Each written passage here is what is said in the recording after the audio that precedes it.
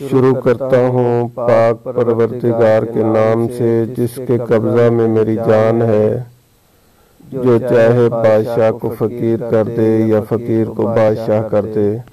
ناظرین، آج آپ کی خدمت میں لے کے آیا ہوں واقعہ حضرت سعد بن مالک رضی اللہ عنہ کا۔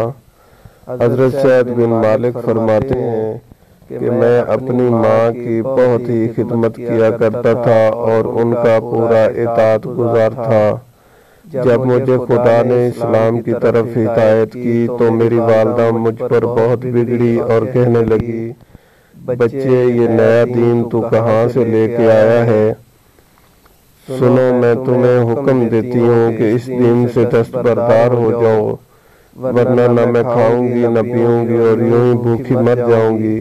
میں نے اسلام کو نہ چھوڑا، میری ماں نے کھانا پینا ترک کر دیا۔ ہر طرف سے لوگ مجھ پر آوازیں اٹھانے لگے کہ یہ اپنی ماں کا قاتل ہے۔ میرا دل بہت تنگ ہوا۔ میں نے اپنی والدہ کی خدمت میں بارہ عرض کی، اسے سمجھایا کہ خدا کے لیے اپنی ضد سے باز آ جائیں، یہ تو ناممکن ہے کہ میں دین نبی کو چھوڑ دوں۔ اس بحث و تمیز میں میری والدہ پر 3 دن کا فاقہ گزر گیا اور اس کی حالت بہت خراب ہو گئی۔ تو میں اس کے پاس گیا اور میں نے کہا، میری اچھی اماں جان، سنو، تم مجھ سے میری جان سے زیادہ عزیز ہو، لیکن میرے دین سے زیادہ عزیز نہیں ہو، واللہ ایک نہیں تمہاری 100 جانیں ہوں، اس بھوک پیاس میں ایک ایک کر کے سب نکل جائیں تو بھی میں آخری لمحہ تک اپنے سچے دین اسلام کو نہ چھوڑوں گا۔